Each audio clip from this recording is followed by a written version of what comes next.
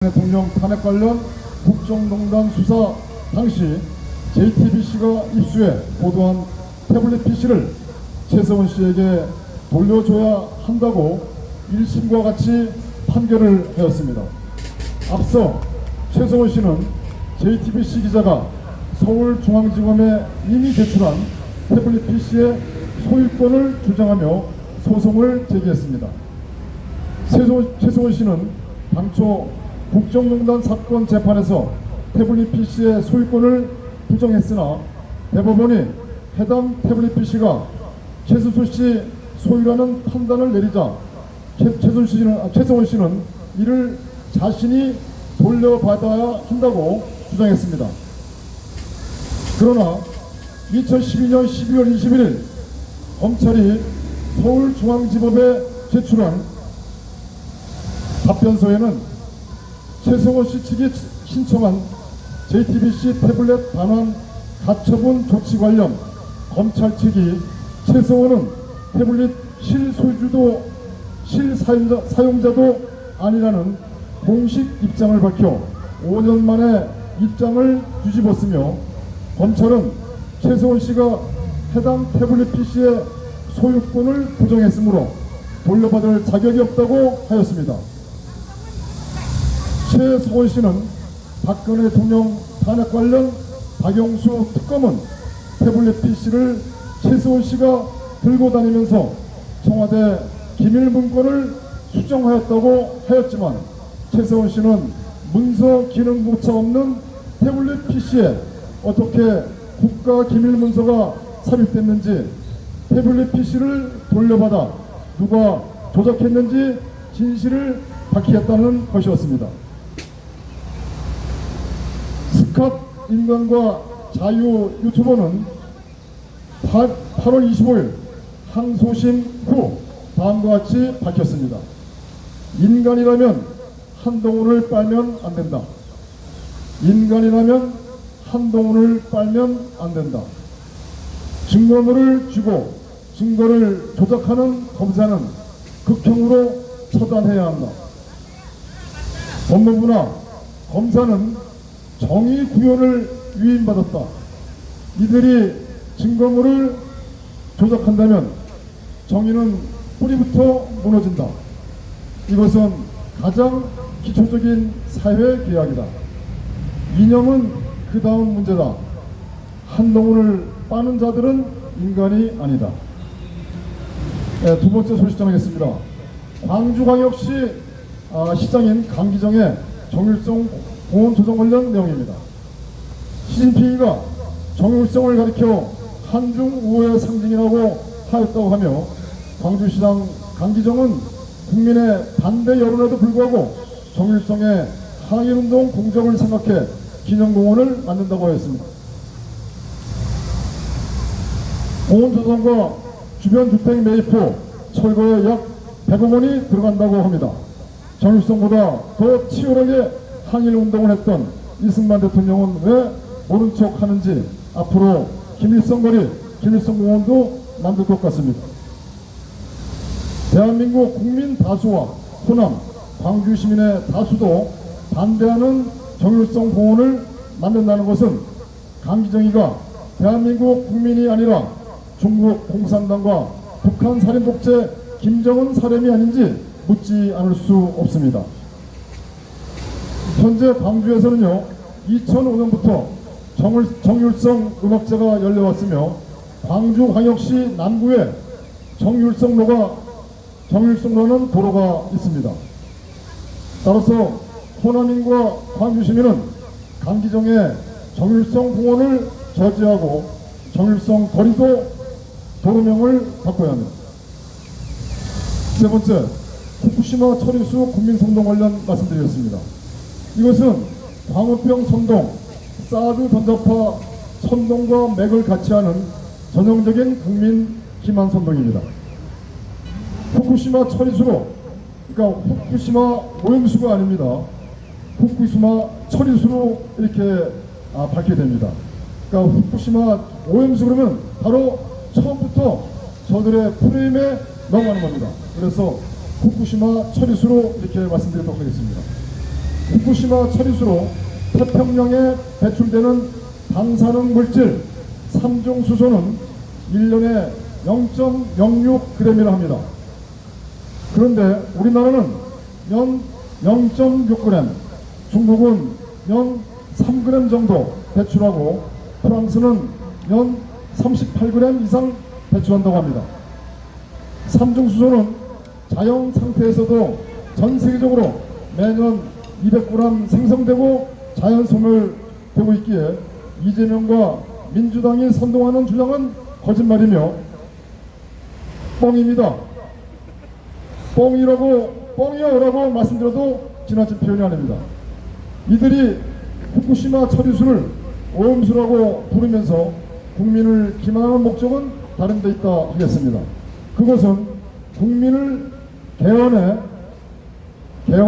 관심을 두지 못하게 하고 진영 결속을 더욱 공고히 하는 목적이 아닌가 생각합니다. 네 번째 말씀드리겠습니다. KBS, MBC가 날씨 예보에서 부산이 아니라 양산의 날씨를 예보한다고 합니다. 다섯 번째, 한국전력이 현재 200조 원의 그 빚에 현재 올라가 있답니다. 따라서 빚을 돌려막기도 어렵고 한계에 다다랐다고 합니다. 다음은 국제뉴스 말씀드리겠습니다. 트럼프 대통령이 적들에 의해서, 즉 딥스테이트 세력들에 의해서 네 번째 기소를 당하셨습니다. 트럼프 대통령이 지난 8월 24일 미국 조지아주 폴턴 카운티의 파니 월림스 검사로부터 트럼프 대통령을 포함하여 18명이 기소되어 체포되었습니다. 전직 대통령으로서는 처음으로 머그샷도 찍었다고 합니다.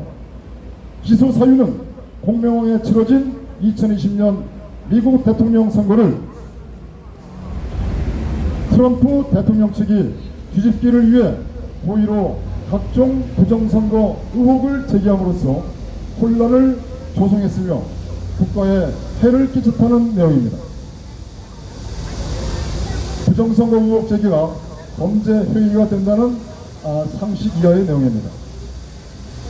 이것은 현재 딥스테이트가 배후에서 조종하고 있다고 봐도 지나친 표현이 아닙니다. 두 번째 국제 뉴스를 말씀드리겠습니다. 여러분들 브릭스 잘 아시죠? G7에 대항해서 러시아, 중국, 그 다음에 브라질, 남아프리카공화국, 인도 이렇게 그 브릭스를 만들었습니다. 근데 이번에 이 브릭스에 6개 나라가 추가로 참여하기로 했답니다. 이 내용은 박상우의 문명계와 유튜브 내용을 간략하게 정리해서 보고드리겠습니다. 현지 시간 2023년 8월 14일 남아프리카 공화국 요하네스버그에서 열린 제15차 브릭스 정상회담 결과 내년 1월 1일부로 이란, 사우디아라비아, 아랍에미리트, 이집트, 이디오피아, 아르헨티나가 신규 브릭스 회원으로 가입한다고 합니다. 오랫동안 미국의 동맹이었다가 조 바이든 이후 관계가 급속도로 악화된 사우디아라비아, 그리고 사우디아라비아와 오랫동안 반목했던 이란은 중동에서 지정학적 강자이며 모두 산유국입니다. 브릭스 국가는 이데올리가는 전혀 관계가 없습니다. 중동과 아프리카의 신규 회원국은 호르무즈 해협과 홍해, 그리고 수에즈 운하 관할권을 가지고 있는 나라들입니다.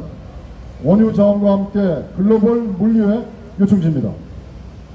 브릭스의 위상은 현재 일취월장하고 있습니다. 세계 경제에서 차지하는 GDP 비중이 1995년만 해도 G7이 44.9%, 브릭스가 16.9%였습니다. 그러던 것이 2010년에는 G7이 34.3%, 그리고 브릭스가 26.6%, 그러나 2023년에는 G7이 29.9%, 브릭스가 32.1%로 나타났고 그 성장세가 상당히 빠릅니다. 그래서 G7을 초월했습니다. 현재 구매력 기준 러시아의 GDP가 독일을 제치고 세계 5위로 도약했다고 합니다. 2024년부로 이란, 사우디아라비아, 아랍에미리트, 이집트, 이디오피아, 아르헨티나가 가세하면 그 위상은 말도 못할 정도로 거대해집니다. 인구의 합이 무려 37억 명입니다. 전 세계 실물 자원도 거의 장악하고 있습니다. 프랑스는 자기네도 브릭스에 참석할 수 있느냐 하며 기웃거리다가 퇴짜를 맞았다고 합니다. 현재 국제질서의 패러다임 시프트가 이제 이미 시작됐습니다. 따라서 한국도 이런 추세에 따라 외교를 다변해야 할 시기입니다. 참고적으로 말씀드리면은 이 사우디아라비아의 그 석유 때문에 이 달러가 패권을 주게 됐고, 이 패권을 통해서 미국이 이 표준, 시스템의 표준, 전 세계의 결제 표준을 장악을 했습니다. 그런데 미국이 이 석유를, 여러 샌드 아시죠? 이 미국이 오일을 갖다가 그 지하에서 이제 그 샌드 오일을 갖다가 그 시추해가지고 막 그 많은 오일을 팔았습니다. 그러면서 사우디아라비아와 보이지 않는 그런 그 관계가 설정이 됐고, 그리고 조 바이든이 사우디아라비아를 상당히 그 뭐랄까 예멘의 사우디아라비아가 상당히 공격을 받았습니다. 근데 그 미국이 사우디아라비아가 그 어느 나라부터 공격을 당하면은 미국이 보호해주겠다는 서로의 약속을 미국이 지키지 않았던 것 같습니다. 예멘이 사우디아라비아 정유공장을 미사일로 공격을 함에도 불구하고 미국은 여기에 대응을 하지 않았습니다. 이러다 보니 미국은 사우디아라비아 그 모하메드 빈 살만이죠. 왕세자 모하메드 빈 살만이 이제 방향을 트게 된 것 같습니다. 그래서 이 석유의 결제 대금을 이 위원화, 중국의 위원화로 결제를 하고 이제 결국 브릭스에 참여하게 된 겁니다. 이것은 바로 이제 반미 전선에 동참한 것이 아닌가 이렇게 말씀드릴 수 있을 것 같습니다. 그러면은 모하메드 빈 살만이 과연 어떻게 될까? 아무래도 전쟁이 일어나거나 또는 미국에서 모하메드 빈 살만을 암살시킬 가능성도 없지 않아 있습니다. 이번에 러시아의 그 프리고진이라는 이 바그너 그룹의 총수가 이 비행기가 추락함으로써 암살됐습니다. 과연 이런 내용들도 누가 죽였는지 그런 내용들도 간단하게 말씀드리도록 하겠습니다. 러시아 군사작전 바흐무트 도시 장악의 영웅 프리고진 사망 소식을 유튜브 벨통신의 내용을 정리해서 보고드리겠습니다.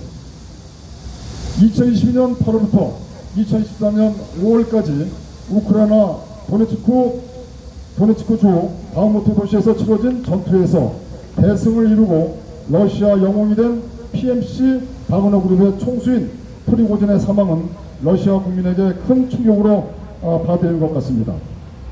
프리고진은 나토, 미국 등 서방에서 가장 두려워하는 인물로서 자가용 비행기로 모스크바에서 상트페테르부르크로 이동 중에 폭발로 추락하여 승무원 3명과 바그너 그룹 10명이 함께 사망하였습니다.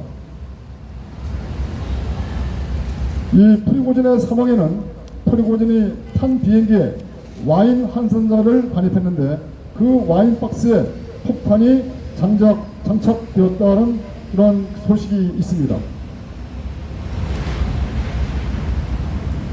자, 그러면 프리고진 사망이 우연의 사고가 아니라면 그의 죽음으로 이득을 보는 세력은 누구인가? 첫째, 푸틴 배후설. 푸틴 이후에 러시아 정권을 둘러싼 대통령 경쟁자들에 의한 내부 암살 제거설. 세 번째로는 아프리카와 서방의 반프리고진 세력에 의한 암살설. 네 번째는 우크라이나와 미국 서방에 의한 암살설입니다. 현재 집단 서방 및 대한민국의 주류 언론은 푸틴이 제거하였다는 푸틴 암살설을 집중적으로 보도하고 있습니다. 한 가지 확실한 것은 프리고진과 바그너 세력의 약화로 이득을 보는 세력들은 누구인가를 생각하면 이 프리고진 사망에 대한 그 정확한 판단을 하시는데 큰 무리가 없을 것 같습니다. 네 번째, 하와이 마우이섬 화재 소식입니다. 이거는 AP통신이 보도한 내용입니다. 그 마우이의 거기가 이제 하와이 제국의 도시인데 거기서 출입구는 도로가 하나랍니다. 그런데 화재가 어마어마하게 일어나고 많은 사람이 죽고 그러는데 그 주민들이 차를 타고서 그 출입로 하나로 막 도망가는데 그 앞에 경찰이 바리케이트를 치고 다 막았답니다. 그리고 여러분들 아시겠지만 그 미국의 해군기지가 바로 하와이 해군기지가 바로 인근에 있음에도 불구하고 어느 군인 해군 한 명이라도 나와서 구호 작업한 적도 없었고, 그 다음에 주정부에서 경보나 사이렌 울린 적도 없었고, 그 다음에 연방정부에서 움직인 적도 하나도 없습니다. 그리고 하나같이 전부 다 땅을 사라, 땅을 팔아라 이렇게 얘기한답니다. 그런데 막 피난 가는데 피난 가지 못하게끔 바리케이트 치고 돌아가라 이렇게 했다는 AP통신의 이 보도 내용은 매우 심각합니다. 바로 이것은 미국이 이 딥스테이트뿐만 아니라 이 미국을 움직이고 있는 네오콘 세력 그리고 이 금융 세력들이 이 도덕과 그 모든 것을 다 저버리고 자기들의 이익만을 추구하는 그러한 세력들이 아닌가 이렇게 생각이 듭니다. 하루빨리 미국은 트럼프 대통령께서 2024년 대통령의 선거에 당선돼가지고 이 대통령에 취임하셔서 청교도적 기독교 사상에 기반한 이 자유민 체제 미국을 이끌어가야 된다고 생각합니다. 너무나도 안타깝습니다. 그리고 참고적으로 말씀드리지만 현재 미국 조 바이든과 이 윤석열 정부 간의 외교 안보적인 거는 상당히 긴밀하게 가고 있습니다. 근데 이거를 정확하게 아셔야 됩니다. 외교 안보는 긴밀하게 가지만 대한민국 건국을 부정하고 대한민국을 방해하고 그 다음에 자유민체제를 이 접목시키고자 하는 그러한 반대한민국 이러한 이 반란 그리고 대한민국 체제 전복에 정말 전부 이 반대한민국의 촛불을 들이는 이런 내용들 5.18 4.3 여순반란 난민전 사건 동일의 사건 등등 모두 다 민주화 항쟁으로 하고 있고 5.18을 헌법에 넣겠다고 합니다. 저희들은 처음부터 이런 말씀을 드렸습니다. 이제 우리는 깨어나야 됩니다. 뭐냐? 지금 윤석열 만세를 부르는 분들이 진짜 많습니다. 정말 안타까운데요. 저는 그분들에게 진정으로 말씀드리고 싶습니다. 첫 번째, TV를 보지 마십시오. TV를 보면요 완전 세뇌됩니다. 이 영혼을 다 털립니다. TV를 보면은 이 정신이 바른 사람도 세뇌되는 그러한 상황의 결과가 나올 수도 있습니다. 그래서 TV를 보면 안 되고, 그리고 이 나라가 과연 어디로 가고 있는지를 정확하게 진단해 볼 필요성이 있습니다. 무조건 윤석열만 추정하고 윤석열만 외치면 안 됩니다. 따라서 우리는 대비를 해야 됩니다. 우리는 준비를 해야 됩니다. 우리는 대비와 준비를 옛날부터 계속 말씀드렸습니다. 그래서 박근혜 대통령 중심으로 뭉쳐야 되고, 그리고 이 대한민국에 우리 태극기 세력이 자유대한민국 세력이 다 모여가지고 함께 자유를 내주자고 말씀을 드렸습니다. 근데 윤만세를 외치는 사람들은 지나가다가 우리를 비웃고, 야 지금 어느 때인데 박근혜 대통령 탄핵문을 외치냐, 야 정부 격동 상황인데 윤석열 대통령이 얼마나 잘하는데 너희들 미친 거 아니냐, 너희들 반역자 아니야, 이적 세력 아니야, 이렇게 얘기한 사람들이 부지겼습니다.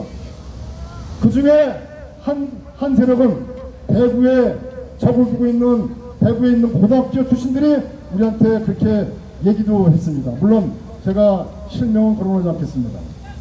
자, 5.18 이제 헌법에 들어가는 순간에 나라 끝납니다.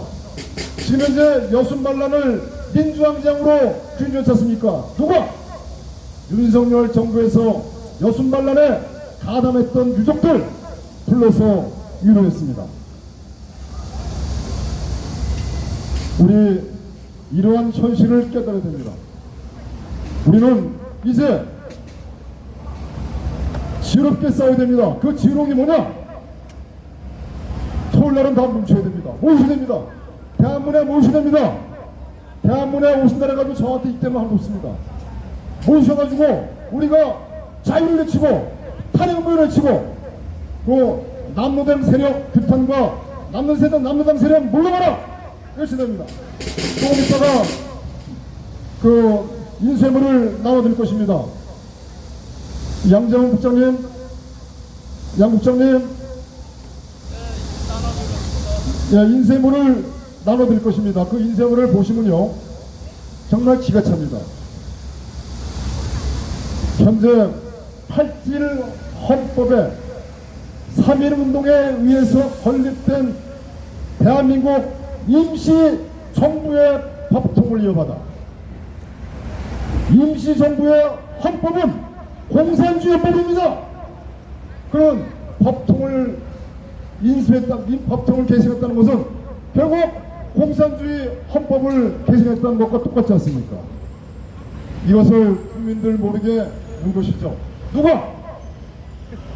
현재 남로당 주의부름을 이루고 있는 세력들이 넣었다고 봐도 지나친 표현입니다. 마지막으로 한 말씀 더 드리겠습니다. 힘내십시오. 저는 확신합니다.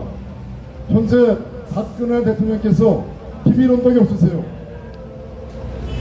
왜냐면은 박근혜 대통령 탄핵문을 찍는 사람들이 거의 다 윤만세를 하고 있습니다. 그리고 내년 총선에서 200석을 만들자 이렇게 주장하고 있습니다. 200석 만들면서 자연스럽게 내년 4월 10일 총선에 개헌을 껴놓고 그 개헌이 이루어지면 결국 연방제로 갑니다. 근데 많은 사람들은 외교 안보에 한미동맹을 찾아오기 때문에 윤석열을 외칩니다. 그거는요 다 바꿀 수 있습니다.